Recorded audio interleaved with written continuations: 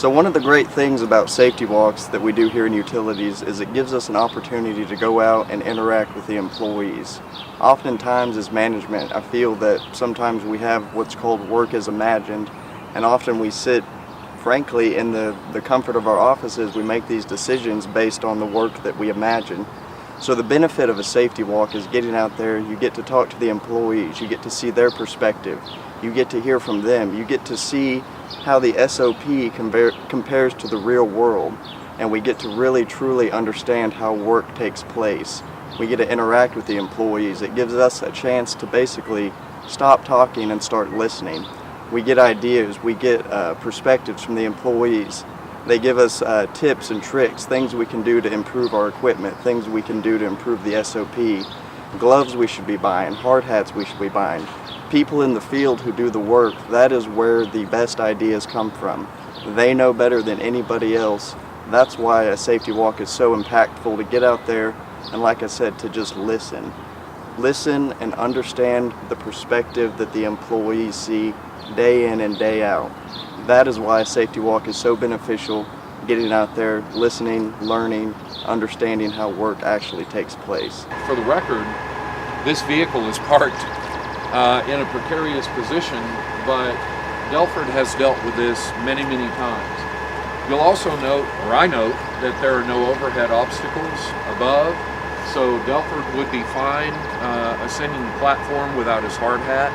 We have a specific rule at Solid Waste that as long as there's no overhead obstacle, the boomer doesn't have to wear it. Watch the interaction between the boomer and the refuse collector 3 on the ground. You'll note that Delford never moves that boom until he can find, locate, and be aware of where Mr. Dunn is on the ground. And you'll watch the interaction between the two. This won't take, what, 2 minutes once you're in place? Not even that, really. Looks like about a swath or two to me, right guys?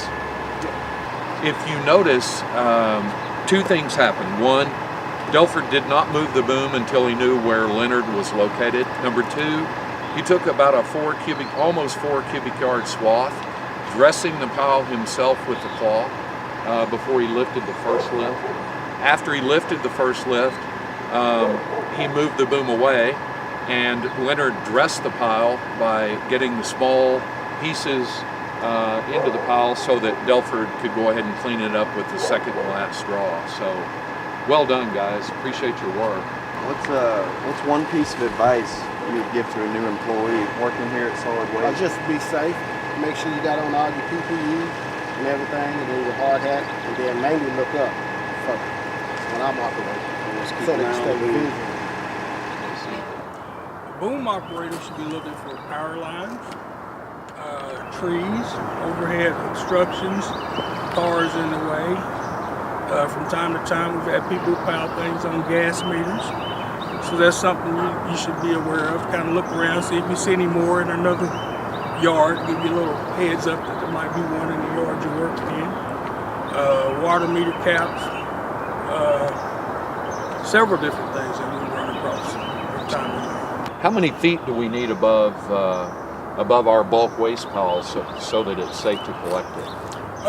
We generally use 12. 12 feet is kind of, we use that because if you're close to power lines, that's the number we use. So if you treat everything as a power line, you just remember 12 and you won't have to go through different, only 4 foot from a tree. So just remember 12 foot, use your best judgment, tag it, come back and get it. We can always come back and get it if you have a thought or whatever about it, if you didn't think it was safe. So that's the most important part, is being safe. So on Thursday